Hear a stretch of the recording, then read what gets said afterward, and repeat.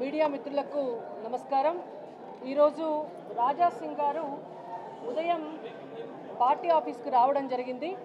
రాష్ట్ర అధ్యక్ష ఎన్నికలకు నామినేషన్లు స్వీకరిస్తున్న సందర్భంగా వారు వచ్చి ఇక్కడ ఈ ఎన్నికల అధికారి ఎవరైతే ఉన్నారో శ్రీమతి శోభా కరందాజ్లే గారికి నామినేషన్ పత్రాన్ని ఇవ్వడం కొరకు వారు రావడం జరిగింది। వచ్చిన సమయంలో వారు రాష్ట్ర ఇన్ఛార్జ్ అయినటువంటి అభయ్ పటేల్ గారితో వారు మాట్లాడారు। వారు మాట్లాడితే అభయ్ పటేల్ గారు చాలా స్పష్టంగా వారికి ఇది ప్రజాస్వామ్యబద్ధమైనటువంటి పార్టీ, ఈ పార్టీలో ఎవరైనా కూడా నామినేషన్ వేయవచ్చు, వెళ్ళి మీ నామినేషన్ మీరు దాఖలు చేయండి అని చెప్పారు। చెప్పిన తర్వాత వారు నామినేషన్ పత్రాన్ని తీసుకున్నారు। తీసుకొని శోభా కరందాజ్లే గారి దగ్గరికి వెళ్ళి వారి ఫామ్ని సమర్పించారు। సమర్పించే క్రమంలో ఏ నామినేషన్ పత్రమైనా కూడా ఎన్నికల నిబంధన ప్రకారం 10 మంది రాష్ట్ర కౌన్సిల్ సభ్యుల మద్దతుతోటి వారి సంతకాలతోటి నామినేషన్ పత్రం ఇస్తే మాత్రమే ఆ నామినేషన్ పత్రం అనేటువంటిది చెల్లుబాటు అవుతుంది। అయితే శోభా కరందాజ్లే గారు చాలా స్పష్టంగా చెప్పినారు, 10 మంది సభ్యులు లేని పక్షంలో మీ నామినేషన్ పత్రం చెల్లుబాటు కాదు, మీరు 10 మంది సభ్యులతోటి సంతకాలు చేయించి నామినేషన్ని ఫైల్ చేయండి అని చెప్పారు। చెప్తే వారు బయటకు వచ్చి వారికి 10 మంది సభ్యులు సంతకం చేయడానికి 10 మంది సభ్యులు లేకపోవడంతో వారు ఉల్టా పార్టీని బదనాం చేసుకుంటా అబద్ధాలు చెప్పుకుంటా పార్టీ వారికి నామినేషన్ వేసేటటువంటి అవకాశం లేదని చెప్పి అభాండాలు వేయడం జరుగుతోంది। ఇది ఇవాళ జరిగినటువంటి వాస్తవమైనటువంటి పరిస్థితి। ఆ తర్వాత వారు కిషన్ రెడ్డి గారికి వారి రాజీనామా పత్రాన్ని సమర్పించారు। వారి రాజీనామా పత్రాన్ని కిషన్ రెడ్డి గారికి ఇవ్వడం చేత కిషన్ రెడ్డి గారు జాతీయ అధ్యక్షుల వారికి వారి రాజీనామా పత్రాన్ని పంపిస్తున్నారు। ఎందుకంటే వారు ఎమ్మెల్యే కాబట్టి వారి రాజీనామా పత్రాన్ని జాతీయ అధ్యక్షులు అంగీకరించవలసి ఉంటుంది, వారు అక్కడికి భవిష్యత్తులో పంపించడం జరుగుతుంది। ఒకవేళ నిజంగానే రాజా సింగ్ గారికి రాజీనామా చేయాలి వారి ఎమ్మెల్యే పదవికి అని ఉంటే వారు డైరెక్ట్గా వారి రాజీనామా పత్రాన్ని స్పీకర్కి సమర్పించుకోవచ్చు। అండ్ ఇంకొకటి, వారి క్రమశిక్షణ రాహిత్యం అనేటువంటిది పరాకాష్ఠకు చేరిందనేది భారతీయ జనతా పార్టీ రాష్ట్ర పార్టీ అభిప్రాయం। గతంలో కూడా అనేక సార్లు వారు క్రమశిక్షణతోటి ఉండకపోవడం వల్ల వారు సస్పెండ్ అవ్వడం జరిగింది।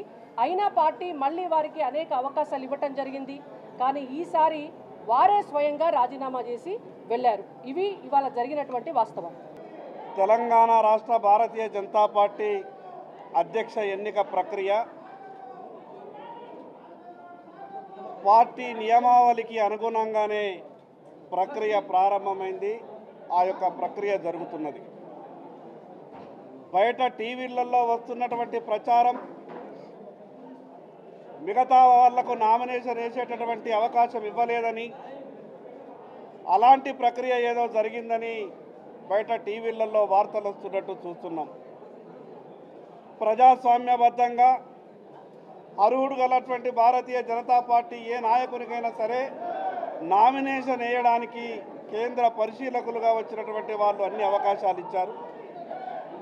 ఎక్కడ కూడా ఎటువంటి తప్పులు లేకుండా నియమావళికి అనుగుణంగానే ఎన్నిక ప్రక్రియ జరుగుతున్నది। కోట్ల మంది కార్యకర్తలు గల ఏకైక గొప్ప రాజకీయ పార్టీ భారతీయ జనతా పార్టీ, అందరికి ఆదర్శంగా ఉండేటటువంటి నాయకత్వం, ఎన్నిక ప్రక్రియలో ఎక్కడ ఎటువంటి ఏ చిన్న లోపం లేకుండా పూర్తిగా ఎన్నిక ప్రక్రియ జరుగుతున్నది। బయట జరుగుతున్నటువంటి టీవీల్లో కొన్ని వార్తలు వస్తున్నటువంటి వాటిని పూర్తిగా ఖండిస్తున్నాం। నియమావళికి అనుగుణంగా 10 మంది సభ్యులతో ప్రతిపాదనలు సిద్ధం చేసుకొని నామినేషన్ వేస్తేనే ఆ యొక్క నామినేషన్ పత్రం ఆమోదమవుతుంది। కాబట్టి నియమావళికి అనుగుణంగానే ఎన్నిక ప్రక్రియ జరుగుతున్నదని ఈ సందర్భంగా తెలియజేస్తున్నాం। అటువంటి భారతీయ జనతా పార్టీలో అటువంటి ప్రక్రియ ఎక్కడా కూడా జరగదు। భారతీయ జనతా పార్టీ ఈ దేశంలోనే కాదు, ప్రజాస్వామ్య దేశాలలో భారతీయ జనతా పార్టీ గురించి గొప్పగా ఈరోజు మాట్లాడుతున్నటువంటి సందర్భాలు అనేక కథనాలు మనం చూస్తున్నాం।